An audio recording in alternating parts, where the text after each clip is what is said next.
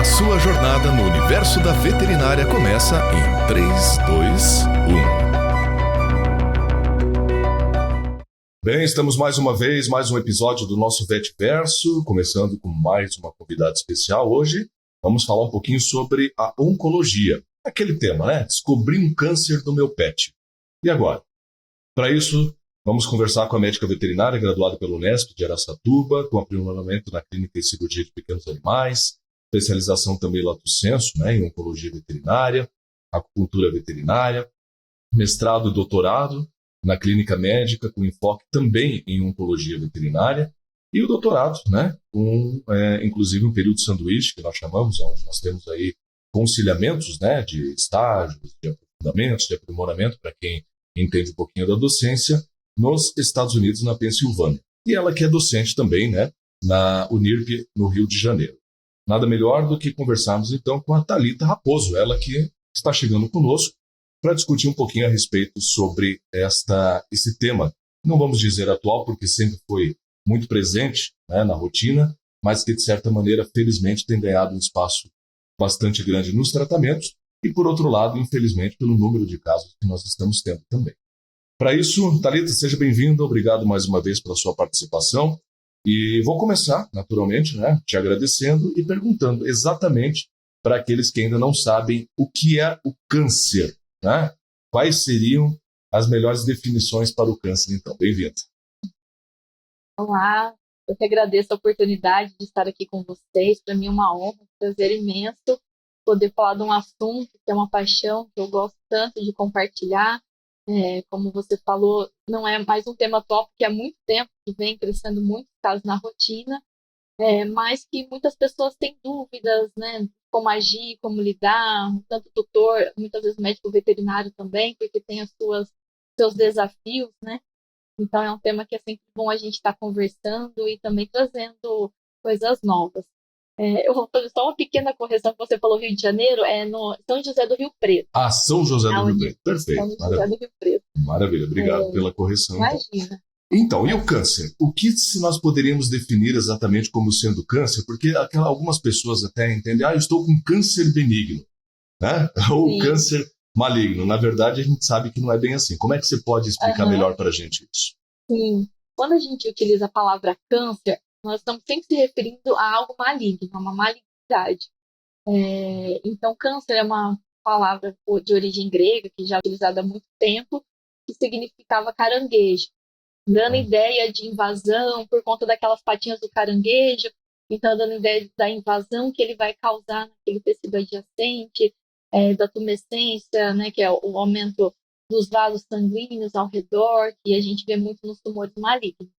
E tem diferença entre benigno e maligno. Então, quando é benigno, a gente pode usar tumor ou neoplasia, que é uma palavra também que indica um novo crescimento. Mas um tumor benigno, ele não tem a capacidade de causar uma invasão e de se espalhar pelo corpo. Então, essa é a grande diferença do maligno e benigno.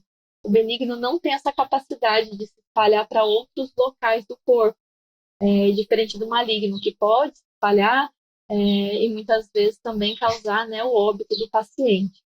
Perfeito. E quando nós falamos a respeito do tumor benigno, como, né, você acabou de explanar, então não denominado como câncer, ele no fundo ele também não deixa de ser uma atenção que precisa ser dada também para o paciente, né? Porque por mais que ele não se espalhe, ele está ocupando um espaço que não é dele, né?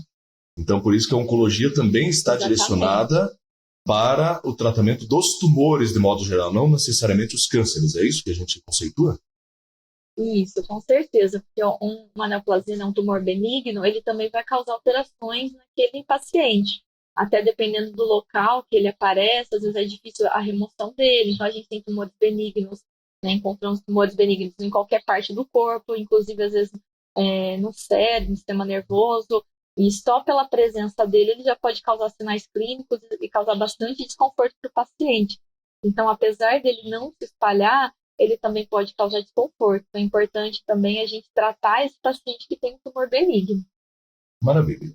E aproveitando esse gancho, qual que é a incidência, então? Qual que é a presença que você vê na tua rotina de pacientes oncológicos na rotina clínica? Assim? Como é que hoje você conceitua isso para a gente? É uma incidência muito alta, então se a gente pegar a literatura, a gente vê que isso acontece não só no Brasil, mas em outros países também, né? Então, para alguns locais, é a primeira causa da rotina clínica quando a gente fala de animais idosos. Quando a gente considera todos os tipos de idade, pode ser que em alguns locais a primeira causa de óbito seja doenças infecciosas, porque em alguns locais a incidência ainda é muito alta de sinomose, parvovirose, doenças que têm, né, até um alto risco de óbito, mas em segundo lugar já viria o câncer também, né, os pacientes oncológicos em gerais. Então, ou segundo lugar na rotina, ou para muitos o primeiro local, que é uma incidência bastante alta, né? Certo. E você, de repente, dentro dessa incidência, existe alguns tumores que são mais frequentes, assim, que você tem visto, que nós poderíamos dizer os mais comuns, digamos, dentro da medicina veterinária? Sim, existe sim, né, tanto nos cães quanto em gatos. No caso dos cães, né, os tumores mais frequentes são os tumores de pele, como mastocitoma, carcinoma de células escamosas, também tumor de mama tem uma incidência bastante alta, né? Então, se a gente considerar os tumores nas fêmeas, ainda é o principal, uma incidência realmente bastante alta. Tumores como linfoma, que é um tumor que faz parte do sistema hematopoético, hemangiosarcoma, também principalmente no baço. Então, esses são os mais frequentes. No caso das gatas, os principais também é o carcinoma de células escamosas, que é um tipo de tumor de pele, o tumor de mama e o linfoma. Muitas pessoas conhecem o linfoma por associar também com algumas pessoas famosas, né, que tiveram, né, que nem o Giannichini, a Dilma, mais recentemente o Edson Celulari. Então as pessoas acabam tendo uma noção um pouquinho maior do que é um linfoma.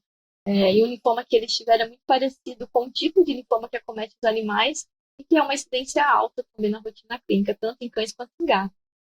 E por que esses animais estão tendo mais câncer na visão oncológica? Para quem trabalha com a visão Ó, integrativa, né, a né, gente o que a sempre gente acha. acredita, né, o que faz aumentar essa incidência? Pode concluir, pode concluir. Um ponto importante, né? A gente fala assim que para ter um câncer, um tumor, basta estar vivo, porque a gente está sempre correndo esse risco, né? Então, existem alguns fatores que ajudam a aumentar essa incidência, mas o fato dos animais hoje viverem muito mais tempo do que viviam antigamente, isso também colabora com esse aumento da incidência, né? Então, antigamente os animais não viviam tantos anos assim. Hoje a gente vê cães com 18, 19 anos, gatos às vezes com quase 30 anos, né? E a idade ela é um fator muito importante para o aparecimento do câncer. Então, conforme vai se passando o tempo, aumenta-se essa chance. Também hoje, os métodos diagnósticos também são muito mais eficazes. Há uma procura grande para o médico veterinário logo no início que o animal adoece, permitindo, né, um reconhecimento e diagnóstico da doença. Antigamente, muitos animais vinham a óbito, morriam, mas o doutor nem sabia qual era a causa, né? Então, eles não buscavam tantos tratamentos, né, tanta ajuda de um profissional como busca-se hoje.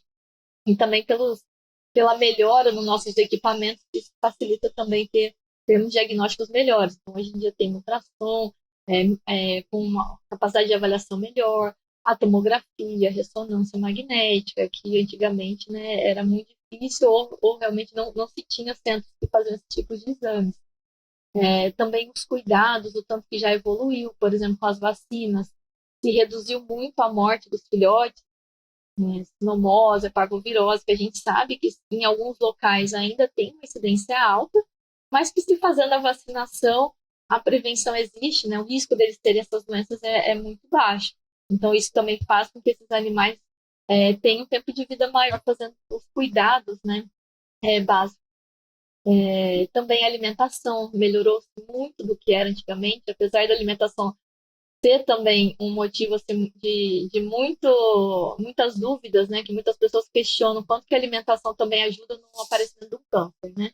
Pelo tipo, pela qualidade dos alimentos, agrotóxicos. Então a gente sabe assim que a nutrição hoje ela é melhor. Os animais são muito bem mais nutridos do que era antigamente. Então, antigamente muitos animais eram alimentados com fubá, né? Que não é um alimento de qualidade. Então eles também tinham uma carência nutricional grande.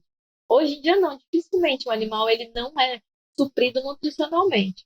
Mas realmente pode ter algumas composições, algum tipo de alimentos que podem realmente ajudar também no aparecimento do câncer, né? Então, quando a gente fala de tumor, o tumor é uma doença multifatorial. Existem vários fatores envolvidos. Então, não é só, por exemplo, o contato com agrotóxico. Não, é a exposição a longo prazo, pode ter algum fator genético envolvido. Então, por exemplo, o mesmo animal que vive numa casa comendo um alimento, ele pode ter algum tumor e o outro que vive ali nas mesmas condições que ele não, né? Então, existem vários fatores envolvidos.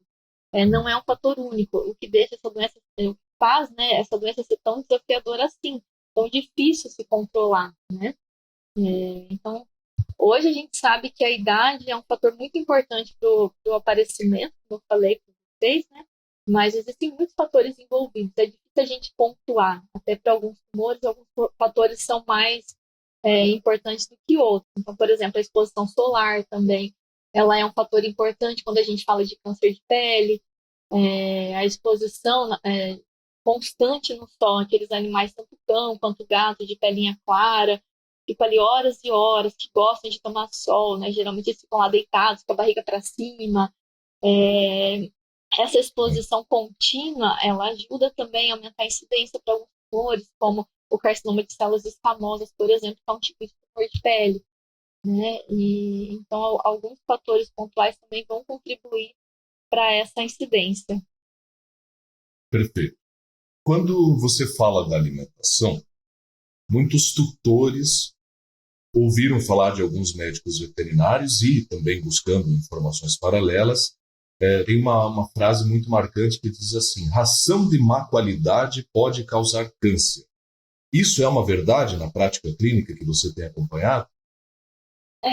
Não é bem assim. É lógico que uma alimentação de má qualidade, ela não vai suprir a demanda que o animal precisaria. Isso pode favorecer, comprometer o sistema imune, que o sistema imune também é importante no combate ao câncer, né? Pode favorecer outras doenças, mas, né, depende, assim, se ela é nutricionalmente ruim ou o tipo de alimentos transgênicos, que é sempre assim, não é comprovado realmente que alimentos transgênicos aumentam a incidência do câncer. A gente não sabe até que ponto, né, essa adulteração vai causar.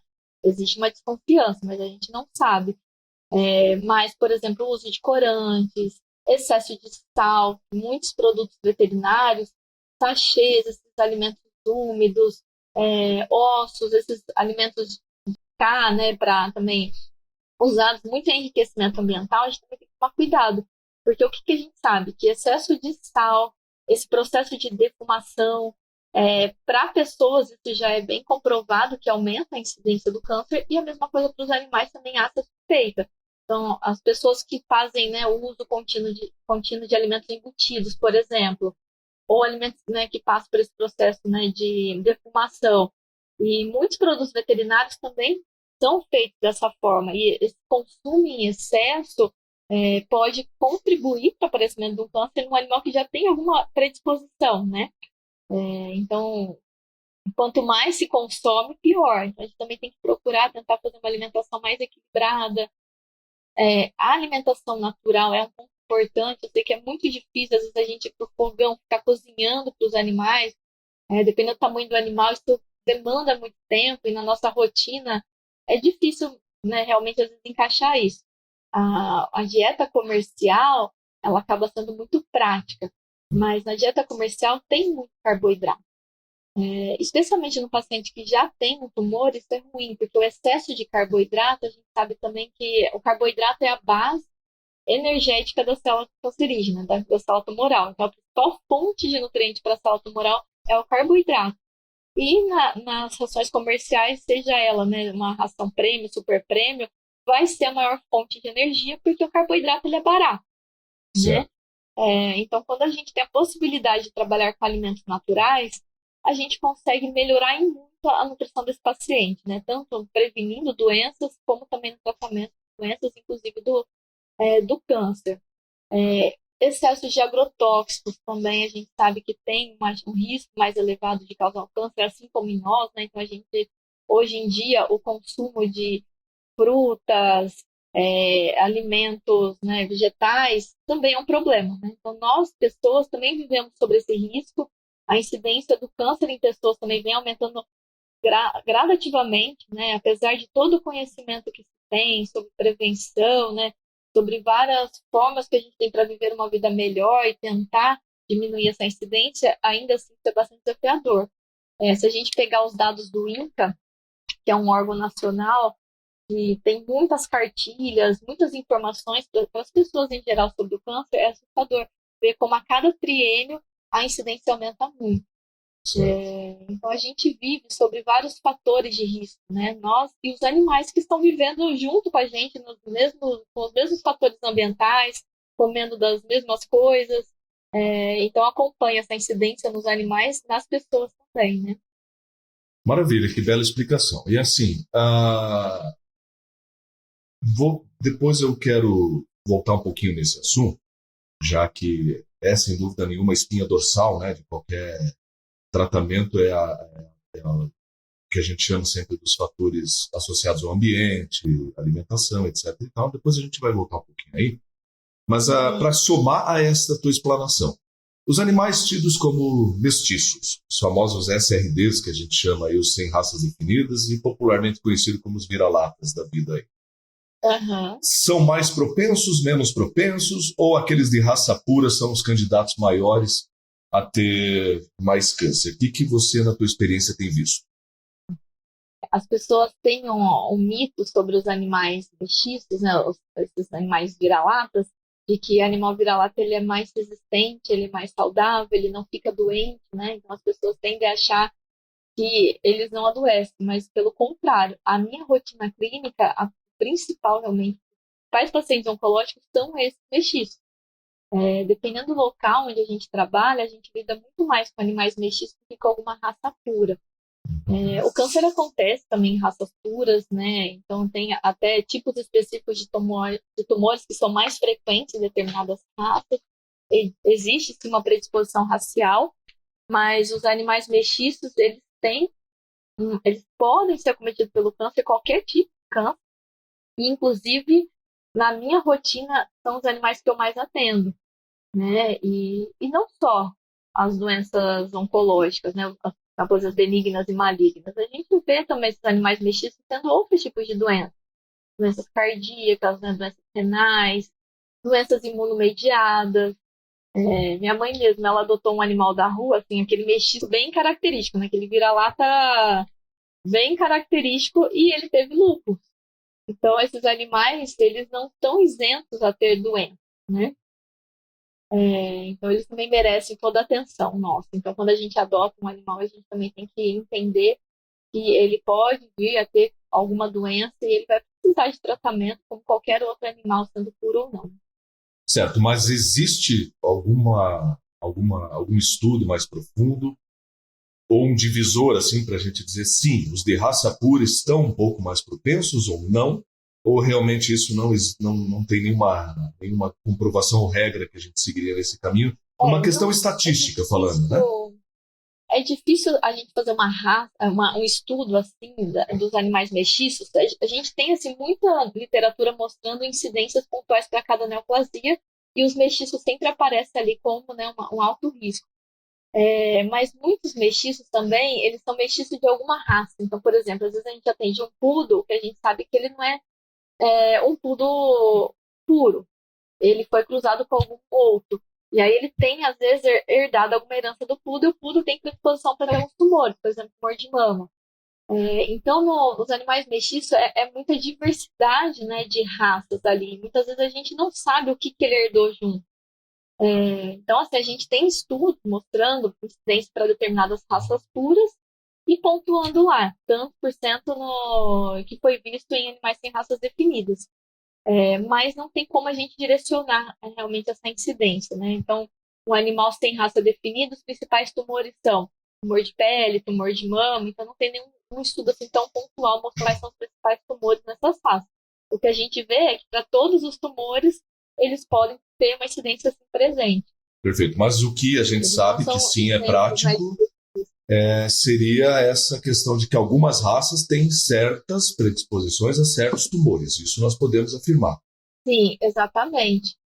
Né? Então, por exemplo, o boxer, que é a raça que mais tem, né, predisposição. Então, o boxer tem predisposição para o mastocitoma, que é um tumor cutâneo, predisposição para tumores do sistema nervoso, predisposição também para linfoma, tumor de mama, e assim vai, né? Labrador, mastocitoma, o hemangiosarcoma também, que é um tumor bastante comum nessas raças. E assim a gente sabe que para cada tumor, algumas raças são mais predispostas. Perfeito. Bom, você comentou que um dos grandes fatores é a idade, já que a gente tem visto que os animais têm vivido um pouco mais, dado esses cuidados prévios e atenção maior clínica veterinária, mas isso não significa que o jovem também não pode ter câncer, né? Como é que é essa colocação? De fato, temos uma propensão tão igual quanto? Ou o que mudaria nesse sentido? O câncer ele acomete muito mais animais idosos. Então, a grande maioria realmente vão ser animais de meia idade a idosos. Animais jovens raramente vão ter algum tumor. Pode acontecer, né? Então, tem alguns tumores que até são frequentes em animais jovens. Por exemplo, o esciocitoma. Ele é um tipo de tumor de pele que acomete principalmente cães com menos de 3 anos de idade. Mas ele é uma exceção.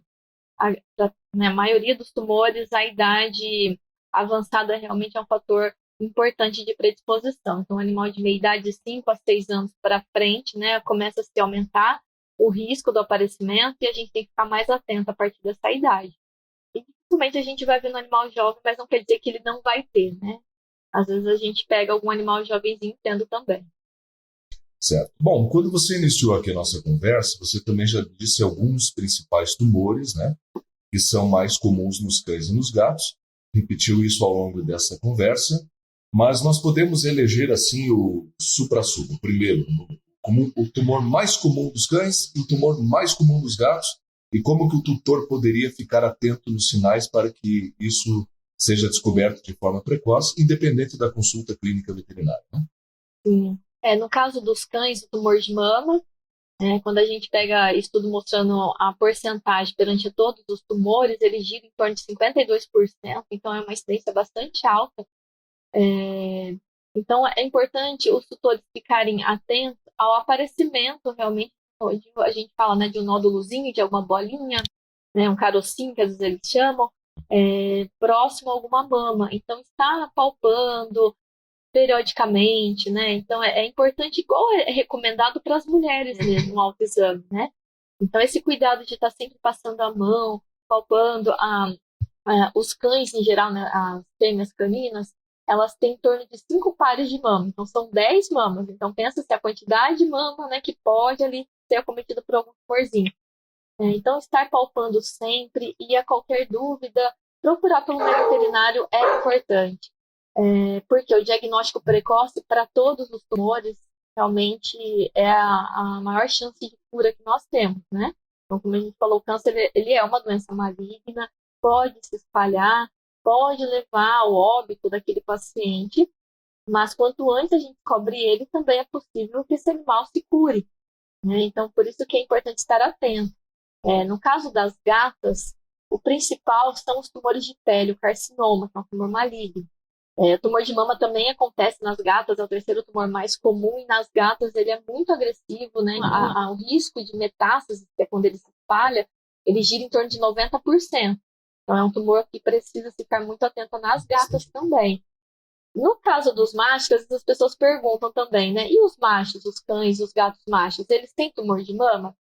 Pode acontecer, mas é raro, a incidência é menor de 1%, ou seja, quase zero. Então é muito difícil a gente pegar um macho tendo tumor de mama. Eles vão ter outro tipo de tumores, então, por exemplo, tumores de pele, né, que são os mais frequentes nos machos.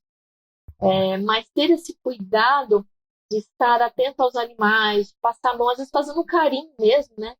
Já é motivo da gente descobrir algum aumento de volume ali, ficar atento. E também um ponto importante para falar é que muitas vezes o tumor, no seu início, ele é silencioso. Então ele aparece sem deixar, sem o animal apresentar algum sinal. E muitas vezes, quando o animal começa a demonstrar sinais clínicos, né, sinal de desconforto, de dor, às vezes de ter um emagrecimento, que é bastante comum a gente observar nos animais com câncer, né, o emagrecimento progressivo, isso vai acontecendo de forma lenta. Então, o câncer ele é considerado uma doença crônica.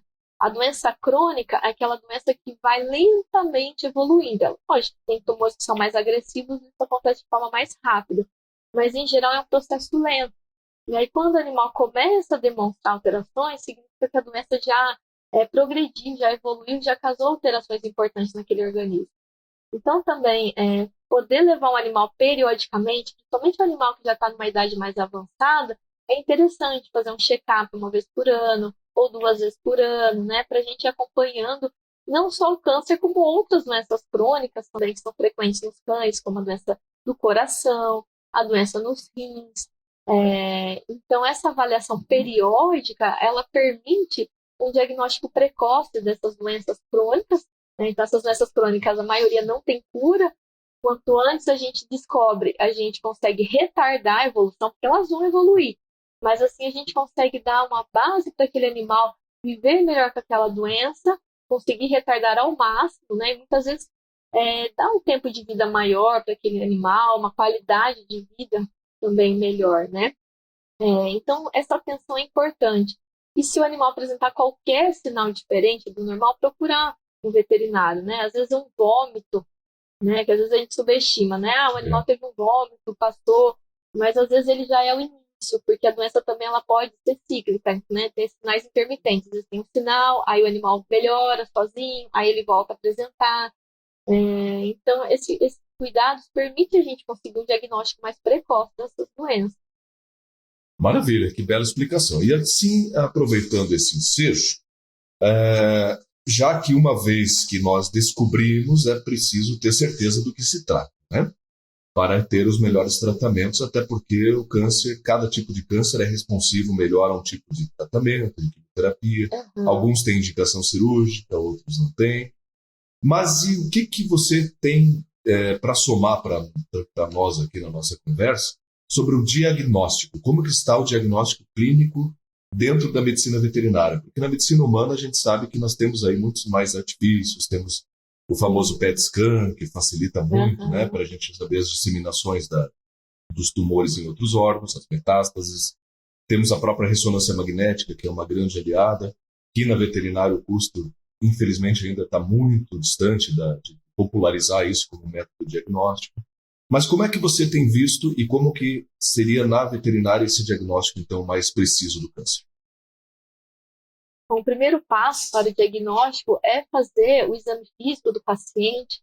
Então, o veterinário ele vai examinar, ele vai checar se há uma massa palpável, uma massa visível, palpar os gânglios, né, os linfonodos, porque muitas vezes o tumor ele pode, né, ir para um gânglio, igual acontece nas mulheres, né? E aí nessa palpação a gente já permite identificar se tem alguma alteração. Mas nem todos os tumores eles são visíveis. O tumor pode acontecer em qualquer célula do corpo, então ele pode aparecer dentro do tórax, dentro do abdômen, e mesmo aquele que apareceu inicialmente, por exemplo, na mama, que é um local visível, só da gente olhar, examinar, a gente já vai ver características, né, também que pode já sugerir ser um tumor benigno ou maligno, mas é importante sempre fazer exame de imagem. O exame de imagem, né, básico da nossa rotina é o raio-x de tórax e ultrassom abdominal, porque eles vão poder nos mostrar internamente como esses animais têm. Se tem indícios já desse tumor, né, por exemplo, esse tumor da mama, as metástases, quando ele se espalha para outro órgão, um dos principais locais é o pulmão. Então, fazer uma varredura, olhar, examinar se já tem algum indício. Tem muitos animais com a metástase que não tem sinal clínico, que está respirando bem. Então, a gente não pode se basear apenas nos sinais que esse animal apresenta, né? E como eu falei para vocês também, a gente tem que estar sempre tentando prever o que pode acontecer e descobrir antes, né? Antes de acontecer, porque quando esse tumor dissemina, indica já uma gravidade muito maior da doença. Então, não é esperar manifestar alterações, é sempre a gente fazendo periodicamente, sabendo de onde ele pode ir, a gente ir tentar, né, não deixar ele avançar a esse ponto. Então, esses exames de imagem eles são muito importantes também. Tanto naqueles tumores que aparecem inicialmente em algum órgão interno e a gente só vai conseguir ver pela imagem, quanto naqueles que são visíveis, mas que eu preciso da imagem para poder ter certeza se ele já foi para outro local também, né? Além do local de origem. Certo, mas no meio diagnóstico E esses celular, por exames, exemplo, essa questão da histologia, eu a ia falar parte. assim, A veterinária não perde nada para a humana nesse sentido, né? Nesse sentido, estamos bem supridos, né, de exames não, diagnósticos. é necessário realmente. Por mais que a gente detecte um tumor de mama, existem mais de 30 subtipos de tumor. E não tem como a gente olhar para aquele nódulo, né, aquele aumento de volume e falar, esse é um tumor benigno, esse é um tumor maligno, e dentre os malignos, qual tipo é? É por isso que a gente tem meios, né, diagnósticos muito precisos. Um deles é a citologia, a gente vai pegar uma agulhinha, faz isso no ambulatório, durante uma consulta normal, não precisa medicar nesse exame animal, é um exame simples, rápido, é um exame de baixo custo, e que muitas vezes por esse exame a gente já tem diagnóstico, né? Então a citologia, ela é um exame de triagem, se ela não diagnosticar nesse primeiro momento, muitas vezes ela ajuda a também diferenciar outras lesões que não são tumorais, né? Às vezes é um processo inflamatório, é um abscesso, né? É um hematoma. Então, existem vários outros tipos de aumentos de volume também, sem ser um novo crescimento de célula, sem ser uma neoplasia. E também a gente sempre vai fazer o histopatológico. O histopatológico, ele é um exame que avalia tecido. Então, mesmo quando a gente já tem o diagnóstico da citologia, a gente sempre vai fazer o histopatológico, porque por ele a gente vai ter informações adicionais.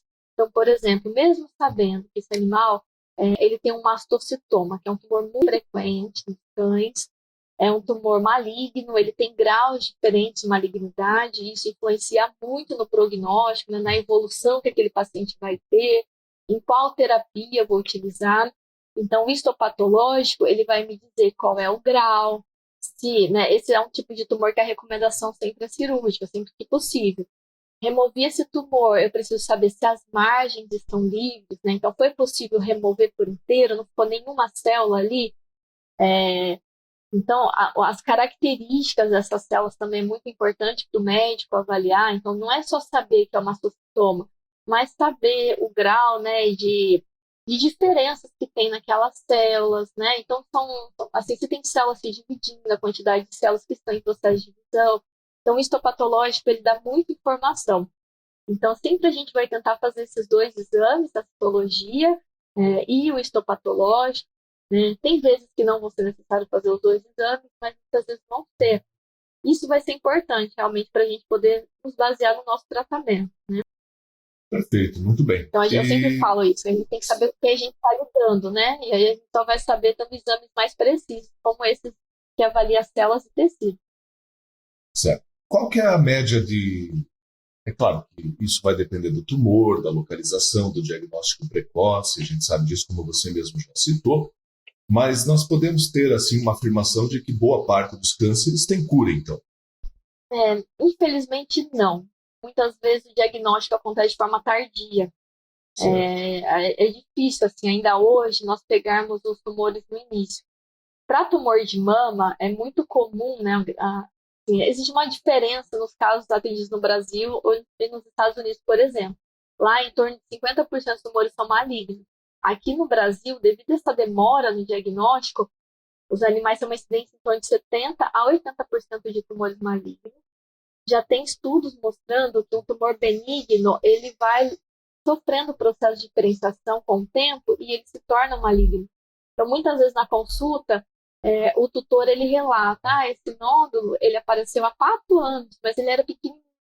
E aí agora, alguns meses, ele começou a crescer, e aí já chega, né, no estágio mais avançado. Isso é muito frequente. Então, quando ele era pequenininho, era o melhor momento que a gente tinha para tratar ele. Porque ainda ele era benigno, tinha mais chance, né, da remoção completa. E aí, nesse tempo que ele ficou no animal, né, esse tumor foi adquirindo habilidades que a gente fala, né? Ele teve mudanças ali que o transformou agora num tumor maligno. E aí, sendo maligno, nem sempre a gente vai conseguir a cura. Depende muito do tipo de tumor que é e do estadiamento desse tumor, né? Quais são as características desse tumor, o grau, se ele já invadiu alguma estrutura ou não. Então, esse tumor, quando ele começa a se disseminar, a chance de cura diminui muito. Por isso que o diagnóstico precoce ele é tão importante assim. Aí, em termos também de tempo de vida, né, que você perguntou se a gente pode falar quanto tempo de vida que esse animal vai ter a partir do momento que é descoberto o câncer. Isso depende muito, para cada tumor tem realmente uma expectativa, então alguns tumores malignos que são muito agressivos, a expectativa muitas vezes gira em torno de 3, 4, 6 meses. Mas sempre que eu lido com um paciente com câncer, eu não gosto de me apegar a tempo, eu sempre falo isso para o tutor. Se o animal tem uma doença grave, né, dependendo do estágio, eu vou falar para ele quais são as chances dele se curar ou não. Mas o fato daquela doença não ter cura não quer dizer que ele não possa viver bem aquela doença. Por exemplo, o animal que tem uma doença no coração, a gente sabe que não tem cura. As doenças de válvula, então, é muito comum. Não tem cura, mas o animal vai viver anos com aquela doença e vai viver bem. E o câncer, ele não é diferente. Então, não é porque ele tem câncer que esse animal está condenado, né, que ele vai morrer, que ele vai sofrer.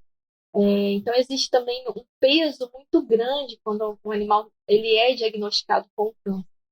Então, o que eu gosto de falar para os tutores é se o animal tem essa doença, é uma doença grave, mas a gente não vai pensar em tempo em si, a gente vai pensar em dar qualidade de vida. Então, por exemplo, eu já tive vários pacientes com tumores graves que a sobrevida média era de 6 meses, viveu 1, 2 anos e viveu bem, e às vezes morreu de outras doenças. Porque eu acho isso muito pesado. Eu sei que tem muitos profissionais que trabalham muito assim. Ó, se o animal tem essa doença, a expectativa é essa. A gente vê isso em médicos também. Quantos casos que eu já ouvi falar? Olha, a expectativa sua é de 6 meses. A pessoa já está com 2, 3, 4 anos de vida. Então, você chegar e afirmar, você praticamente está acabando com a vida daquela pessoa antes, né? Porque a pessoa só vai imaginar assim, nossa, minha vida vai acabar em tão pouco tempo. E eu sempre falo, nós não somos Deus.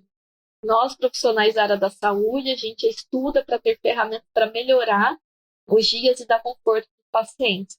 Mas saber exatamente quantos dias cada paciente vai viver, só Deus sabe. Né? Então, os estudos, eles se baseiam em média. Então, eles vão pegar ali 10 pacientes. 10 pacientes, a média, né, a maioria lá deles, viveram em torno de 3, 4 meses. Mas teve aquele que viveu 1 mês e teve aquele outro que viveu 1, 2 anos ou mais. E aí, como que eu vou saber aquele paciente especificamente qual é o tempo de vida dele? Se ele vai seguir a média ou se ele vai ser a exceção, que vai viver mais ou vai viver menos? Então, a gente tem que estar preparado para tudo. Então, eu sempre gosto de ser otimista. E o que vai ser mais importante, eu falo para o tutor, a gente não sabe quanto tempo ele vai viver, mas vamos fazer os dias dele valerem a pena, para que quando ele chegar no final da vida dele, que ele complete o ciclo dele, ele tenha qualidade de vida, que ele morra, né, naturalmente, se possível, sem sofrimento, sem dor, ou com o mínimo, né, de sofrimento possível. Então, eu sempre tento me apegar a esse lado. Eu tenho a formação em acupuntura também, né, então eu sempre falo que a acupuntura foi um divisor de águas na minha vida quando eu fui estudar medicina tradicional chinesa, que eu comecei a ver esse outro lado, sabe, de tentar realmente me apegar, porque às vezes a gente é egoísta, né? A gente não quer, lógico, perder quem a gente ama. Então, o animal tem uma doença, a gente quer que ele viva. Só que o mais importante não é a quantidade, sim, é realmente a qualidade. Não adianta aquele animal viver muito tempo, né? Viver 1, 2 anos, mas viver sofrendo, com dor, né? Não interagir mais com o tutor, ficar só deitado. Então, se é para ele viver menos, mas vamos tentar aproveitar os máximos desse tempinho, esse restinho de vida que ele tem. Né? Então, é isso que eu tento levar para os meus pacientes, para aquela família que está sofrendo com essa doença, né? Para a gente se apegar a coisas boas também. Maravilha, Thalita. Baseado nisso, né, para encerrar aqui, eu poderia pedir para você, claro que isso já ao longo da nossa conversa aqui você falou isso de forma bastante pontual em alguns momentos, mas quais seriam as dicas máximas para o tutor, então, para prevenção do câncer? O que ele deve cuidar para prevenir, então, o câncer? Eu sempre gosto de falar de prevenção também, porque para alguns tumores já se conhece forma de prevenção e que dá para a gente começar aplicar isso no nosso dia a dia. Né? Então, eu falei para vocês que o tumor de mama, por exemplo, é um tumor muito frequente em cadelas e gatos, né? E também a gente sabe que esse tumor ele é muito responsivo aos hormônios. Então, a castração precoce, ela reduz muito a incidência desses tumores. Então, o que a gente recomenda é castrar esses animaizinhos o quanto antes. Antigamente, era preconizada a castração da cadela, né, das fêmeas caninas, de um ano, antes do primeiro cio. Porém, né, já se sabe, isso é bastante atual, que quando a gente caça muito cedo também, a gente acaba aumentando a incidência de outras doenças. Então, doenças osteomusculares, até aumentando a incidência de outros tumores. Tem animais que ficam com incontinência urinária, então tem escape de urina, o que é ruim também. Aquele animal jovem, né, está sempre urinando pela casa. Então, hoje, o que é preconizado é que essa fêmea canina ela seja castrada entre o primeiro e o segundo cio. Se for uma raça de grande porte, uma raça pesada, ela tem que ter no mínimo 1 ano de idade. Porque a castração antes disso pode aumentar a incidência de um tumor ósseo, que é chamado osteosarcoma, que é um tumor bastante agressivo.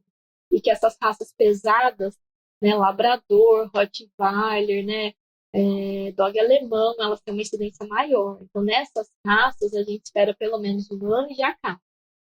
Porque quando a gente caça assim, precocemente, a incidência é muito baixa. Então, provável que essa fêmea canina não vai apresentar um tumor de mama. No caso das gatas, devido os tumores nelas ser tão agressivos assim, ainda é preconizado que se castre o mais rápido possível, né? Até os 6 meses, entre 4 a 6 meses de idade. Para aqueles tumores, né, que são frequentes por conta do sol, a exposição solar, controlar a exposição ao sol também é um fator muito importante. Eu falei para vocês que tumores de pele são muito frequentes, e aí se a gente evita essa exposição ao sol, a gente reduz essa incidência também. Então, é igual efeito em humanos, né? Qual que é a recomendação do sol? Não tomar sol entre as 10 horas até as 10 horas da manhã às 4 horas da tarde. Hoje em dia, acredita-se até que às 9 horas já não seja tão bom assim. E se a gente parar para pensar, né, o sol de hoje em dia é muito mais forte do que era antigamente. Então, tomar sol, o ideal é ser logo no início da manhã e no finalzinho da tarde. Esse seria o Certo. melhor. O animal sozinho, ele não vai sair do sol. Ele ama tomar sol e ele não tem, né, a percepção de que o sol vai fazer mal para ele. Então, o tutor tem que achar formas de conseguir tirá-lo do sol. Às vezes, deixar ele preso nesse horário, né? Eu sei que é difícil, é um desafio. E às vezes a nossa casa mesmo não tem aquele espaço. A gente tem que pensar em algumas formas. Pessoas perguntam bastante, e se usar protetor solar? O protetor solar, ele vai ser eficaz se ele for passado a cada 1 a 2 horas no máximo. Quem fica em casa para ficar repassando esse protetor? Se a Sim. gente não repassar, não vai ter a proteção adequada.